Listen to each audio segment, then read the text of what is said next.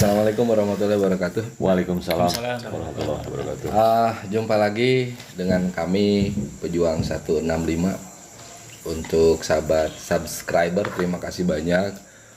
Untuk yang belum subscribe, jangan lupa di subscribe, komen, like, and share. Hari ini kita bisa kumpul nih, alhamdulillah, orang-orang yang biasa bergerak di bidang hukum. Dan yang sangat kita syukuri itu di sini ada salah satu lawyer yang cukup senior. Walaupun mungkin bincangnya santai gitu ya, bincang-bincangnya santai.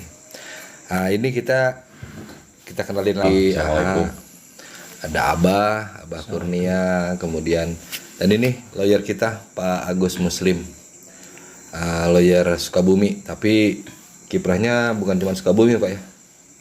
Perusahaan korporat. Iya. Jadi bahkan lintas provinsi udah biasa ya. Udah biasa. Jadi hari ini malam ini kita akan bincang santai tentang hukum ringan lah gitu. Jadi sebagai mudah-mudahan bisa bermanfaat nih, ada edukasi sedikit demi sedikit buat masyarakat, terutama masyarakat awam yang belum begitu paham tentang hukum gitu. Tapi sebelumnya kita minta Pak Agus dulu deh untuk kenalan dulu. Pak Agus nih siapa sih kan begitu. Silakan Pak Agus. Assalamualaikum warahmatullahi wabarakatuh. Waalaikumsalam. Terima kasih untuk rekan-rekan satu LBH, satu law firm, karena rekan saya ini bertiga memang aktivitas di dunia hukum itu sudah lama, bahkan dari saya ya. Itu terlepas dari misalkan dari LBH ke LBH, terus dari law firm ke law firm, itu bagian dari perjalanan profesi rekan saya bertiga ini. Udah biasalah ganti LBH, ganti law firm. Kaitan dengan saya sebetulnya advokatnya tadi cukup berlebihan kalau rekan saya bilang wah senior, masih tumbuh lah. Senior tuh di antara kita berkembang. bertiga. Ya. Kalau di antara kita bertiga senior tuh Pak. Oh, biasa aja. Kalau tadi misalkan saya dikatakan lawyer Sukabumi, ya kalau keluar kota atau tadi bahasa rekan saya ini lintas provinsi, ya kadang-kadang. Ya. Kebetulan corporate lawyer juga, alhamdulillah dipercaya oleh salah satu perusahaan asing ya untuk pengadaan tanah, kemudian juga hukum-hukum yang berkaitan dengan perusahaan. Alhamdulillah nanti bisa sharing lah terkait itu ya. Mudah-mudahan pertemuan ini sering nih kita bicara atau diskusi tentang hukum, dalam arti hukum yang ringan-ringan saja lah, yang dapat dipahami oleh masyarakat awam, masyarakat umum yang memang selama ini hampa akan hukum ya. Kalau bahasa awam kan dengan bahasa orang yang profesional itu memang berbeda gitu ya konteksnya, dalam apa sih hukum itu. Kalau orang awam kan hukum tuh yang dialami aja, hukum itu ketidakadilan karena merasa dijolimi oleh penguasa, oleh temannya, ya gitulah, itu persepsi masyarakat. Kalau di kampung saya dulu Pak waktu kecil, Assalamualaikum, Waalaikumsalam, sanu dihukum, paling hayam. Nah, jadi ada guyonan ya, Iya. karena memang pemahaman masyarakat terhadap hukum itu berbeda-beda. Bahkan antar orang yang berkecimpung di profesi hukum pun pemaknaan hukum berbeda-beda, Iya. tergantung pola pikir dan pengalamannya. Ya terkadang kan gini kalau di masyarakat awam, kalau tadi ya ada guyonan tadi tuh waktu masa kecil, berarti yang melanggar hukum tuh maling aja kan gitu. Jadi padahal cakupan hukum itu kan luas Pak ya. Luas. Nah, gitu. Jadi sebelum ke situ nih, kalau definisi hukum sendiri gitu, secara ilmiah ya, biar ini ada edukasi buat masyarakat. Hukum itu apa sih Pak? Nah, Sebentar. Hukum itu apa? Terus apa bedanya dengan peraturan gitu kan? Atau tata tertib? Itu kenapa perlu ada hukum kan begitu? para ahli pun beda pendapat ya Pak, di hukum dari dulu bahkan sampai sekarang. Sederhananya kalau kita tadi bicara hukum dan peraturan, kalau apa ya, ibaratnya kalau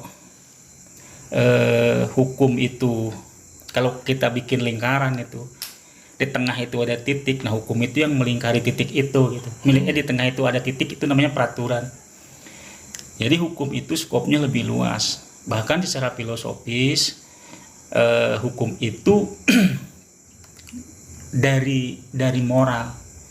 Nah, kalau peraturan itu muncul atau asalnya dari perjanjian, dari agreement ya.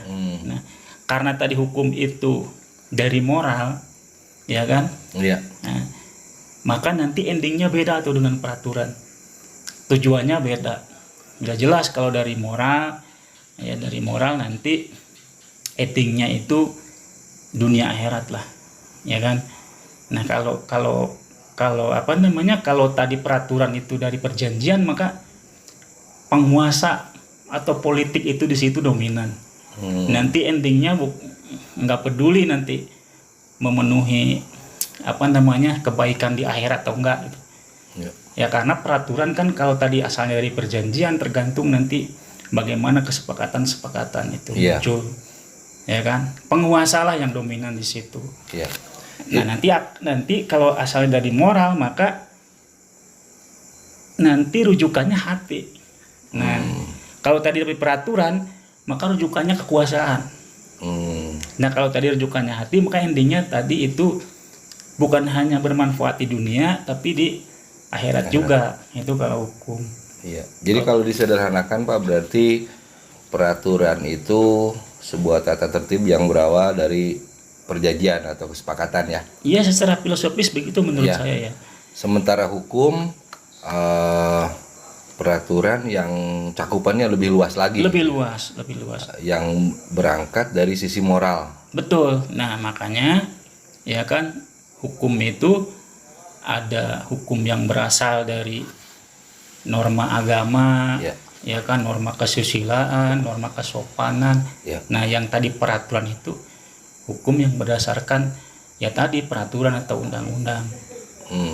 Jadi kembali ke ini. Jadi untuk masyarakat awam, khususnya ya untuk orang-orang yang belum begitu paham hukum lah gitu ya, bahwa hidup ini sebetulnya ada kaidah-kaidah yang mengaturnya kan begitu ya. Nah dalam hal ini berarti segala sesuatu kaidah tadi itu ada yang bisa dikatakan memenuhi kepentingan hukum, ada yang bisa dikatakan melanggar hukum. Nah sekarang bagaimana seseorang bisa disebut, katakanlah untuk mempermudah pemahaman itu, bagaimana seseorang bisa dikatakan melanggar hukum? Ini umum Pak, tentang apa aja gitu. Bagaimana seseorang disebut melanggar hukum? Artinya apa sih kira-kira batasannya gitu? Seperti tadi Bi, antara hukum dan peraturan itu kan nanti akhirnya itu kan bikin pedoman. Iya betul, pedoman untuk berperilaku atau bersikap tindak, ya kan? Nah, peraturan juga sama, pedoman, karena tadi payungnya atau dasarnya berbeda secara filosofis, ya kan? Yang sebelah ini yang hukum itu karena dari moral, yang satu itu karena dari perjanjian, dibuat oleh yang dominan itu penguasa. Maka nanti tentu konsekuensinya tadi bicara masalah ke pelanggaran hukum atau pelanggaran ke peraturan, ya kan? Tadi pertanyaan Abi kan? Ya maksudnya gini, secara sederhana, kenapa orang melanggar? Maksudnya bagaimana sih seseorang bisa dikategorikan melanggar hukum itu gitu? Nah, sebelum ke sana saya mau ini ya. Kenapa hukum itu ada? Oh iya betul. Betul. Tadi yang pertama itu sebetulnya kenapa perlu ada hukum sih? Kenapa sih perlu ada hukum gitu kan? Ya di dunia ini gitu ya. Ayo, Abah, sebelum saya sharing nih, kenapa sih ada hukum? Ya kalau untuk pemahaman saya, persepsi saya, kenapa harus ada hukum? Tapi dalam konteks peraturan boleh. Ya, mungkin untuk membatasi ya aturan yang memang ada apa ya? Ada semacam pembatasan perilaku maupun perbuatan kita gitu kan. Itu persepsi saya sebagai orang awam. Ya nggak tahu juga kalau untuk persepsi sebagai praktisi hukum Pak Agus gitu. Ya, saya pikir kalau secara sederhana mungkin bagi orang awam, hidup ini kan perlu keteraturan. Jadi mengingat begitu banyak kepala, manusia itu seandainya hidup sendirian gitu, nggak perlu aturan menurut saya. Ya silakanlah nggak bersinggungan dengan orang lain, karena manusia ini ada makhluk lain di sekitarnya, ya makhluk sosial, maka otomatis orang mau bebas berbuat apapun dibatasi oleh kebebasan orang lain. Kalau masih bebas-bebasan ya kacau lah gitu, maka dibuatlah aturan-aturan atau hukum-hukum tadi begitu. Kalau pemahaman sederhana mungkin kurang lebih begitu. Gimana Pak Agus? Saya setuju. Kenapa ada hukum? Karena ada eksistensi manusia. Ya. Kalau tadi misalkan kalau ada orang satu nggak perlu hukum, iya betul. Ya. Jadi kalau boleh nggak sih ada hukum ketika ada satu orang? Ya terserah yang hidup satu orang perlu hukum atau enggak kan ya. gitu. Jadi tinggal di pulau terpencil sendirian aja terserah lu. Terserah gitu kan. Jadi orang sendirian ya itu tuh. Ada karena ada manusia. Makanya ada adigium tuh, ubi ius, ubi societas, ya kan? Ya. Ada hukum karena ada masyarakat. Ada orang kan itu Ya. kalau bicara konsep itu. Nah, kenapa orang melanggar hukum? Tadi itu, ya kan? Kita konteksnya di mana dulu kalau tadi konsepnya hukum tadi, ya kan? Di mana peraturan itu bagian dari hukum, ya kan? Belum lagi kita bicara tentang hukum yang berkaitan dengan Tuhan, tentang agama, ya kan? Hukum tentang kehidupan masyarakat, tentang kesopanan, kesusilaan itu beda lagi. Ya.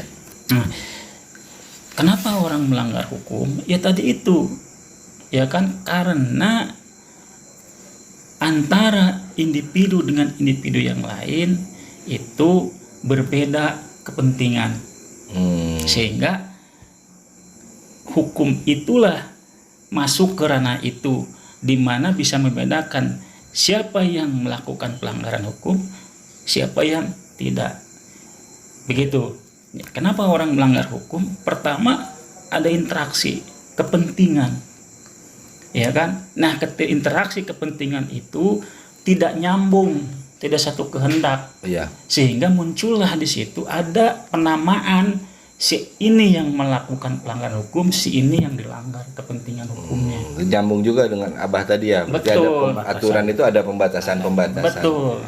Ya, pertama dasarnya itu dulu, konsep dasarnya. Iya. Karena hukum itu untuk masyarakat, mengatur apa? Mengatur kepentingan masing-masing individu, dan kepentingan itu tidak satu arah, maka di situ timbullah penamaan si A melakukan pelanggaran terhadap si B. Itu. Apa yang menyebabkan terjadinya pelanggaran itu? Ya banyak, tergantung kepentingan masyarakat. Iya. Kepentingan itu diakomodir dalam perbuatan hukum. Kalau tadi konteksnya adalah peraturan, kenapa orang dikatakan melanggar hukum? Di situ tercipta perbuatan hukum dan hubungan hukum. Tapi kalau ngerokok nggak melanggar hukum kan Pak? Enggak. Pak Agus nggak ngerokok, saya ngerokok nggak melanggar hukum kan? Enggak, kalau melanggar hukum ini udah ditarik dari peredaran. Maksudnya gini ketika biar nggak terlalu serius ya gitu. ya Tapi tergantung juga sih Kang Abi. Ya mungkin kita juga bisa menyesuaikan di mana ada seseorang merasa terganggu dengan sikap kita untuk merokok, ya mungkin seperti Sambil nyantai ini mana ya di tadi angkutan cemilannya? kota gitu. Oke, sederhanakan Pak. Jadi seseorang yang melanggar hukum itu berarti Ya, orang yang melanggar ketika ada kepentingan hukum yang lain berbenturan akibat dari ada sebelumnya itu perbuatan hukum. ngerti gak Pak? Jadi adanya perbuatan hukum, ya kan, antara kepentingan si A dan kepentingan si B, ada hubungan hukum, terjadilah perbuatan hukum, diikatkan. Nah, kemudian terjadilah pelanggaran terhadap kepentingan hukum. Ini contoh sederhana. Maka barulah di situ hukum hadir mengatakan bahwa si A atau si B yang melakukan pelanggaran. pakai contoh konkret Pak untuk memudahkan pemahaman. Contoh ya, Ya. tadi kalau konteksnya peraturan. Saya dengan Abah lah Peraturan contohnya. ya, karena peraturan misalkan dari perjanjian perjanjian jual beli dengan Abah, Abi penjual, Abah pembeli. Kan terjadi kepentingan hukum. Ya, saya Ya kan? punya kepentingan menjual, Abah punya kepentingan membeli. Betul, ada timbul hak dan kewajiban. Ya. Nah, hak dan kewajiban masing-masing itu tidak nyambung. Ya kan? Sehingga timbullah yang namanya Jadi perjanjian tadi ada yang tidak dipenuhi betul, gitu ya. tidak penuhi. Betul, tidak penuhi. Ya. Contoh Itu contoh kasus. sederhana ya, ya, contoh sederhana. Mungkin bisa dicontohkan lagi seandainya kita bertetangga, hidup bertetangga lah ya. Rumah kita berdampingan, terus ada bagian di mana kita nih ada batasan wilayah rumah kita dengan wilayah Kang Abi. Dah ieu mah ngasa etik, maksudnya saya arek melak ieu gitu, tapi di posisi tanah Abi ku saya digeser. Secara aturan itu sudah melanggar aturan juga gitu kan, bahwa yang ditanamin oleh saya itu wilayah Kang Abi. Nah, itu kan sudah juga melanggar hak gitu kan, hak seseorang, berarti beraturan dengan hukum gitu, berbenturan dengan hukum. Itu contoh dari hukum privat ya. Ya, belum lagi nanti contoh yang hukum publik yang dibuat oleh penguasa tadi itu. Iya, iya. Ya kan. Kita tidak ada perjanjian sebelumnya. Ya kan, selama kita melakukan perbuatan yang dikatakan oleh hukum publik tadi tidak sesuai, maka dikatakan kita melanggar hukum. Contoh, ya kan, membunuh, mencuri itu kan. Kan kita tidak ada sebelumnya dengan penguasa. Oh iya.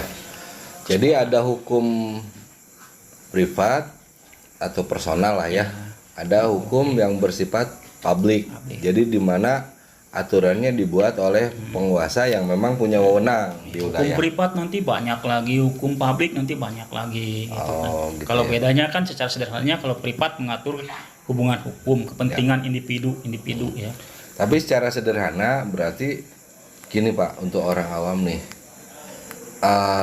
Berarti secara sederhana itu ketika ada konflik kepentingan Tuh.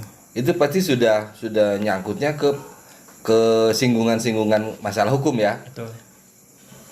Jadi kalau untuk masyarakat yang tidak mengerti akan lebih baik konsultasi aja kepada yang memang biasa menangani masalah hukum, mungkin begitu ya. Karena kan apalagi tadi ada hukum privat begitu banyak, hukum publik begitu banyak juga tidak mengerti. Jadi mungkin akan lebih baik jika di wilayah manapun, di daerah manapun, oh ini ada konsultan hukum atau ada LBH, lebih baik mendatangi ke tempat-tempat itu aja Pak ya untuk konsultasi gitu ya. Betul. Jadi supaya langkah-langkah yang diambil tidak keliru secara hukum. Betul. Gitu ya.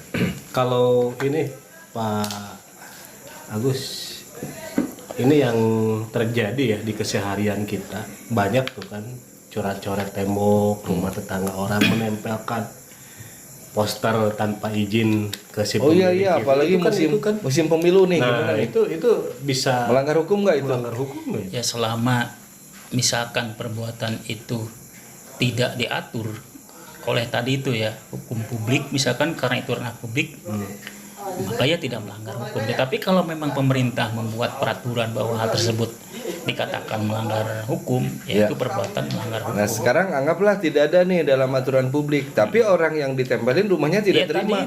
Tadi itu kan hukum itu luas. Ya, Ya kan tidak hanya peraturan, Ya. tadi ada hukum agama, ya kan norma agama, norma kesusilaan, norma kesopanan, di situ juga masuk. Itu kaitan dengan hubungan sosial. jadi tetap bisa dikatakan melanggar hukum Iya, walaupun iyalah. di aturan publik tidak ada misalnya. Misalkan ya Misalkan tidak tidak ada. ada.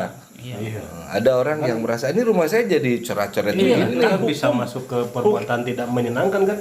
Kita udah rapi-rapihin gitu kan, kita Abah curhat atau apa ini Bah ceritanya Bah? ini Pernah dicoret-coret orang? bukan juga. Kan Ini hukum yang ini, Bang. terjadi gitu di Ah, keseharian iya. kehidupan. Memang sering kita lihat ya. Sering. Sering kita lihat. Jadi Hukum itu kan ruhnya itu hak dan kewajiban sebenarnya. ya, Karena tadi ada interaksi sosial. Betul. Kan hukum itu hadir, Ya. hukum itu muncul. Apa sih ruhnya ya hak dan kewajiban tadi. oh iya iya.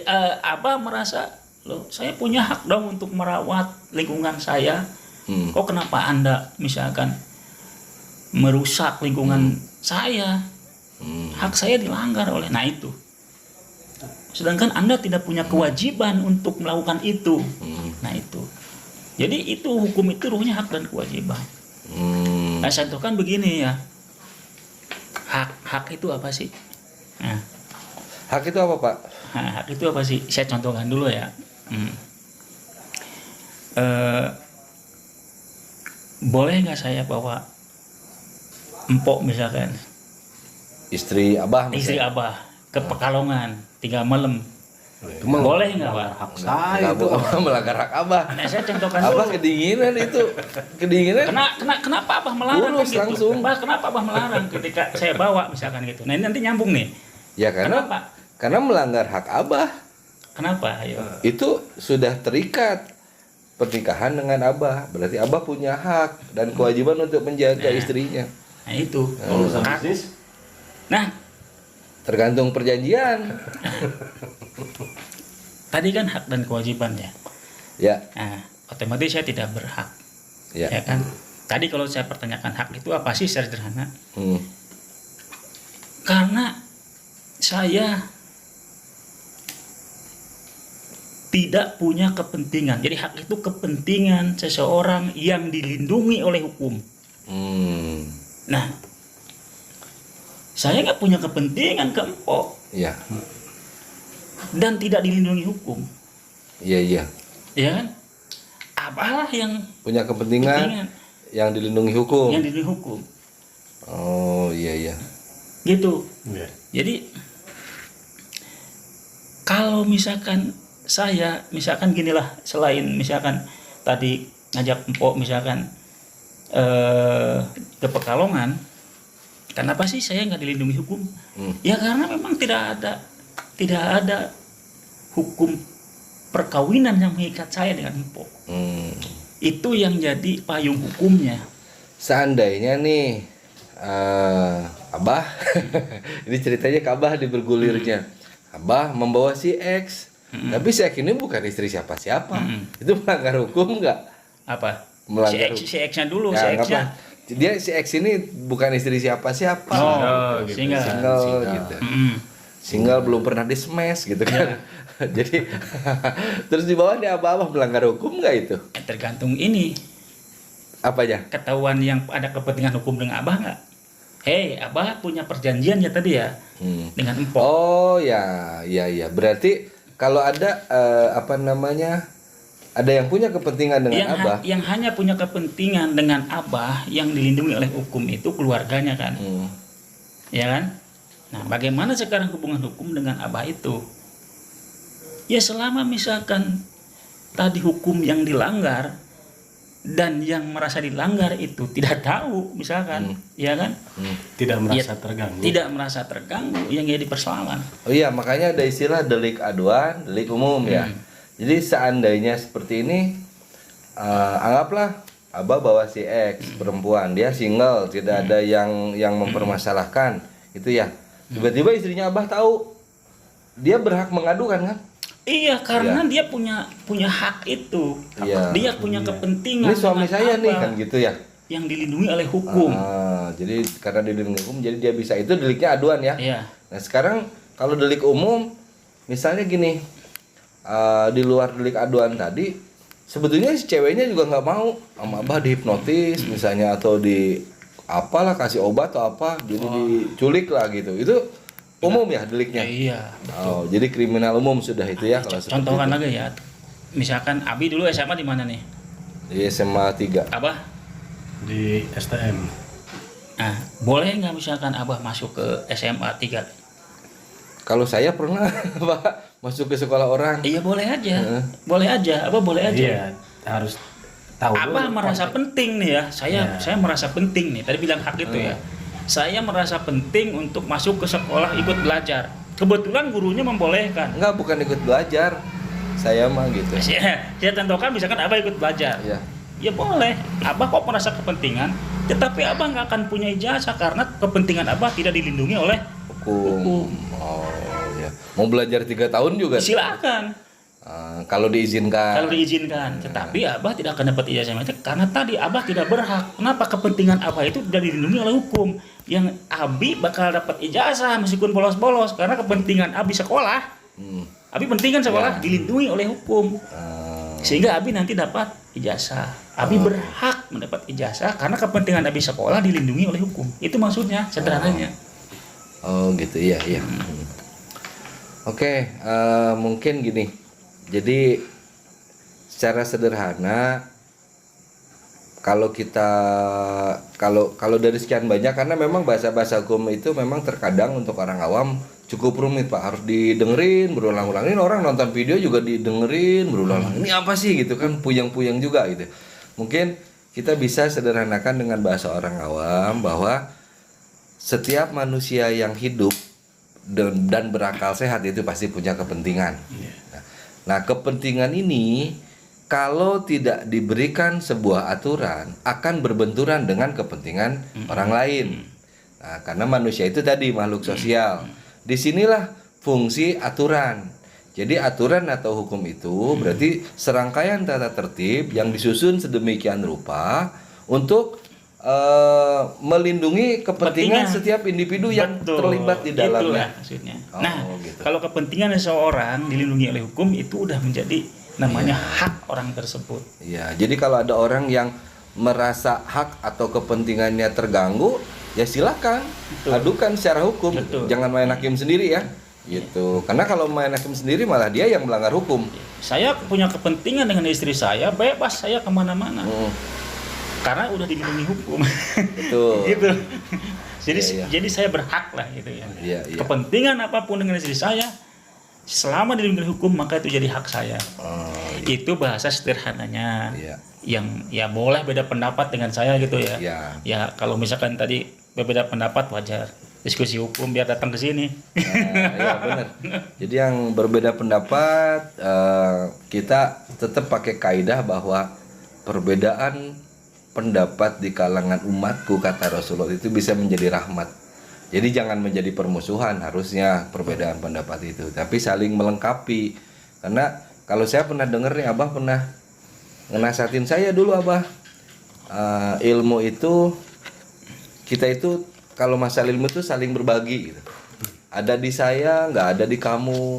Ada di kamu, nggak ada di saya, seperti itu. Karena memang di Al-Quran juga disebutkan wa ma utitu minal ilmi illa qalila, dan tidak aku berikan ilmu, firman Allah, kecuali hanya sedikit. Jadi nggak bisa kita bangga-bangga merasa udah, wah saya mah udah sekolahnya udah tinggi, pengalaman saya udah banyak. Nggak bisa. Kita semua saling melengkapi ya Pak. Insya Allah. Oke, mungkin ya. Jadi nantilah kita mungkin bincang-bincang lagi ini tentang session 1 ya. Ya ini pengenalan awal aja. Tetap selalu ada perbaikan-perbaikan, pembenahan-pembenahan, termasuk mungkin nanti kita bincang-bincang sedikit masalah hukum agama, norma sosial, banyak lah. Oke, mungkin itu saja dulu sahabat channel Pejuang 165, mudah-mudahan bermanfaat. Jangan lupa sekali lagi untuk yang belum subscribe, tolong di-subscribe, comment, like, and share. Mudah-mudahan bermanfaat untuk semuanya. Assalamualaikum warahmatullahi wabarakatuh. Waalaikumsalam warahmatullahi wabarakatuh.